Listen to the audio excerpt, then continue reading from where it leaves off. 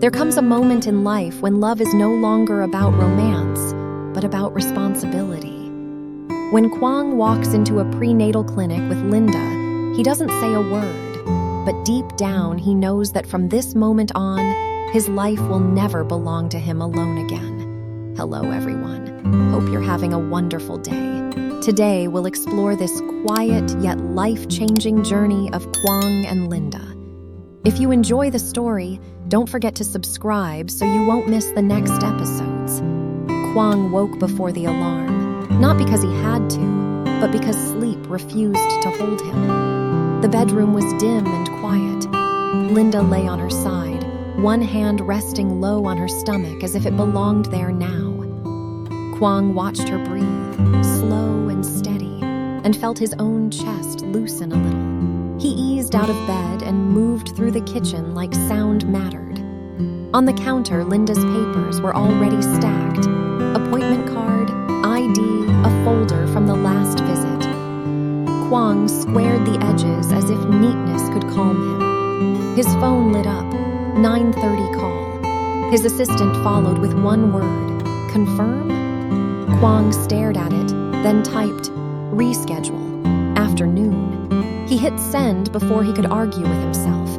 He made ginger tea the way Linda liked and set toast beside it, even though he rarely ate in the morning. Today felt like the kind of day that required proof you were present. When he returned to the bedroom, Linda was awake, blinking at the thin strip of light under the door. You're up, she murmured. I didn't want you to wake alone, he said. She sat up slowly. Quang offered his hand without thinking. She took it, warm fingers curling around his, and he held on as if he could pass steadiness into her palm. How do you feel? He asked. Linda smiled. Like you're about to ask me that all day. Maybe, he admitted. Then her eyes softened. You're nervous, she said. I'm not, he replied too fast. He exhaled. I just want everything to be fine. It's a checkup, Linda said, gentle. We're going to listen, look, and then come home. In the bathroom, she brushed her hair and chose a simple dress. When she came out with flats in her hand, Quang crouched to help her slip them on. His fingers brushed her ankle. Linda went quiet for a beat. You don't have to do everything, she whispered. I know, he said. I want to. Outside, the air was cool. Quang opened the passenger door and waited until she was seated. As he drove, he kept both hands on the wheel, careful with every turn. Linda watched him, amused.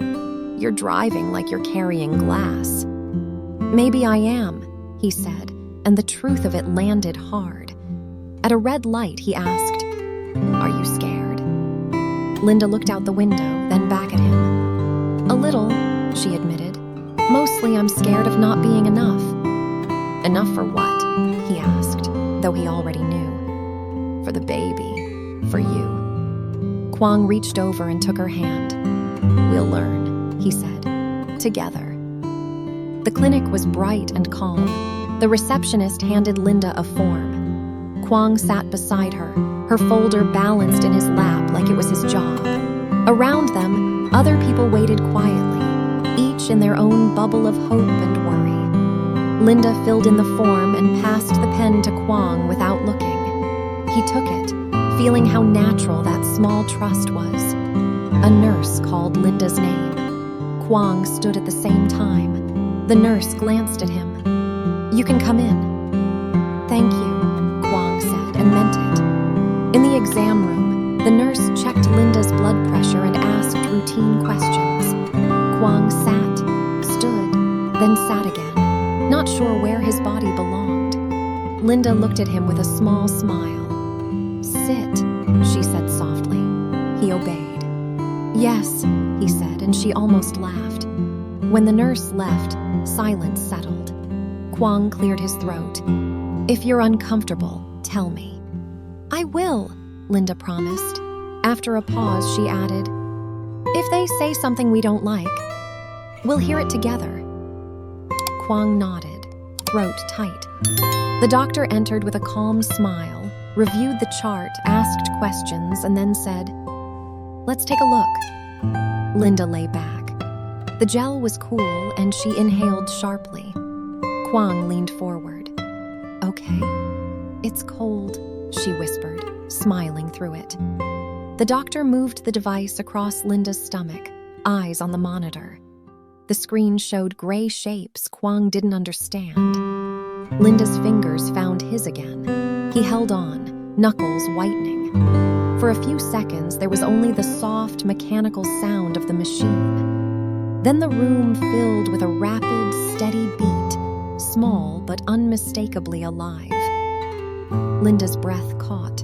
Her eyes went wide, then filled. Quang froze, as if his body needed a second to accept what his ears were hearing. "There it is," the doctor said, smiling. "A strong heartbeat." Quang stared at the screen, then at Linda. "That's our baby?" he asked, voice rough. "Yes," the doctor said gently. Linda laughed through tears, embarrassed by how fast they came. Quang didn't laugh. He just listened, jaw tight, eyes stinging in a way that surprised him. He hadn't cried in years, but something in him softened without permission. "Hi," he whispered, not to Linda, but to the sound. Linda turned toward him, smiling through her tears. Quang squeezed her hand once, simple and firm, like a promise he didn't need to dress up. The doctor explained a few basics, took measurements, reassured them, and printed a small photo. Linda accepted it carefully. When she offered it to Quang, he held it like it mattered more than paper ever should. Back in the car, the city noise returned, ordinary and loud. Linda kept the photo against her chest. Quang drove without rushing. The silence between them wasn't empty. It felt full, like they were both carrying something fragile and didn't want to shake it loose with words. Halfway home, Linda reached over and placed Quang's hand on her stomach. He stiffened for a heartbeat, then relaxed, letting his palm rest there. He didn't move away. "You don't have to be perfect," Linda said quietly. Quang kept his eyes on the road. "I'm not trying to be," he replied. "I'm trying to be here." Linda nodded, her fingers staying on top of his hand, holding it in place like an anchor. When they pulled into the parking lot, Quang turned off the engine. The sudden quiet felt like a blanket. Linda leaned back and closed her eyes for a moment. "Tired?" he asked. "A little," she said, "but good tired." "We'll eat," Quang said. "Real breakfast." "Only if you eat too," Linda murmured. Quang's mouth curved, small and sincere. "Deal." He got out first and opened her door. As Linda stepped out, he offered his arm. She took it, and they walked toward the building slowly, together, as if moving gently was the only way to keep the morning intact. In the elevator, Linda leaned against the wall, the printed photo in its thin sleeve pressed to her chest.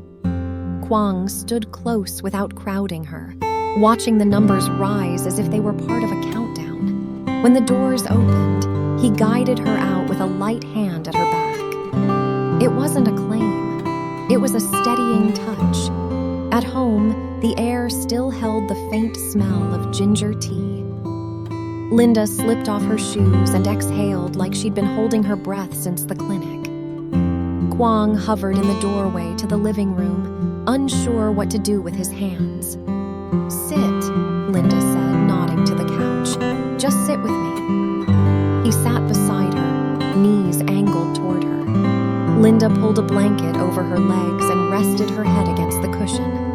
"I'm okay," she said, reading his face. "I know," Quang replied. "I just keep hearing it." "The heartbeat," Linda said softly.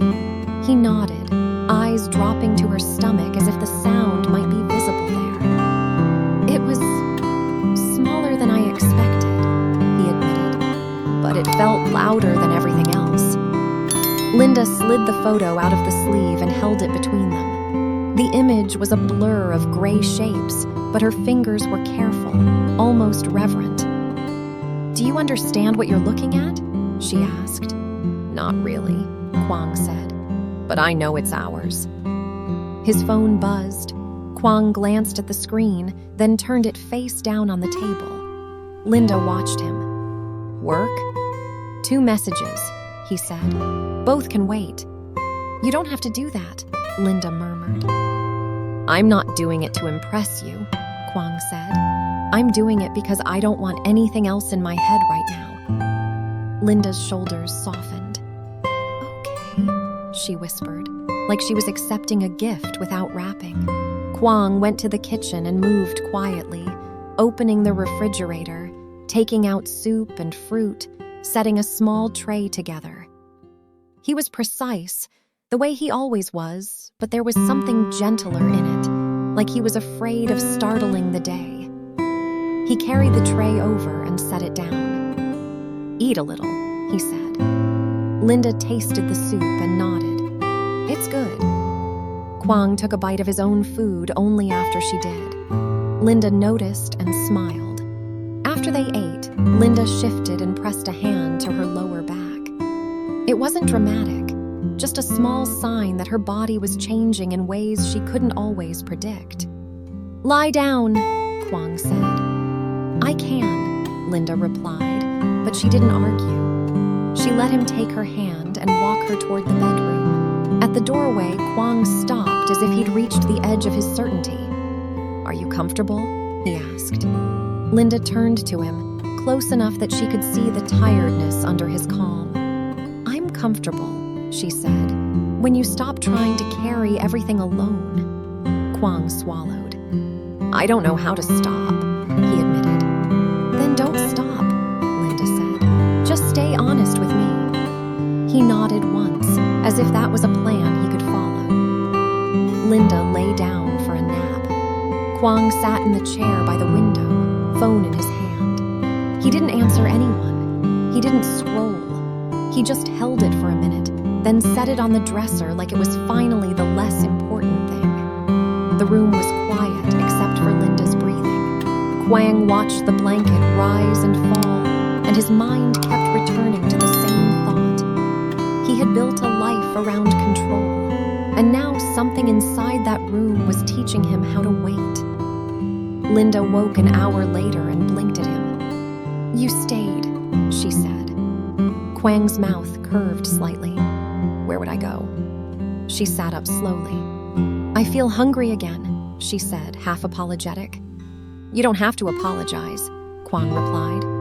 "Tell me what you can eat," Linda thought. "Something warm, not greasy." "I can do that," he said. In the kitchen, they moved around each other in a quiet rhythm. Linda rinsed vegetables while Quang handled the stove, asking simple questions. "Is this smell okay? Do you want the window open?" "Sit for a second." Linda shook her head, smiling at the way he tried. She reached out and tapped his arm. "I'm not fragile," she reminded him. "I know," Quang said. "I'm just careful." Dinner wasn't perfect. The rice came out a little too soft. The soup was slightly salty. Linda still ate with appetite, and that alone made Quang relax. "It's good," she said. "It's edible," Quang corrected. Linda laughed, quiet and real. "It's good because you made it." They cleaned up together. Quang washed, Linda dried. She moved slowly, not because she had to, but because she didn't want him to worry. Quang noticed anyway and didn't comment. He just kept his pace with hers. Later, they returned to the couch. The city outside began to glow with evening lights.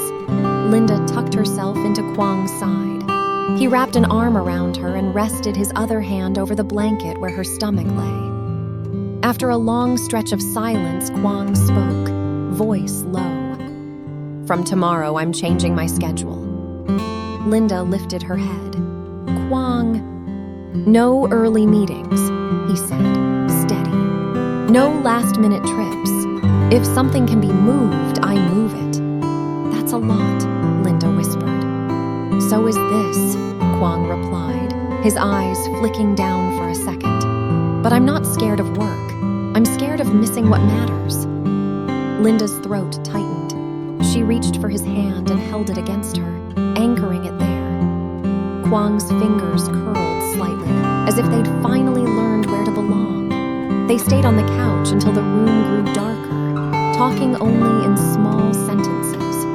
What Linda might want for breakfast tomorrow, which day they should pick up vitamins, whether they should buy a second pillow. Ordinary things, said softly, made new by the fact that they were planning as a pair. When they finally stood to go to bed, Quang took the photo sleeve from the table and slipped it into the inside pocket of his jacket by the door. Linda watched him do it, and her eyes warmed. "Keeping it close?" she asked. Quang nodded.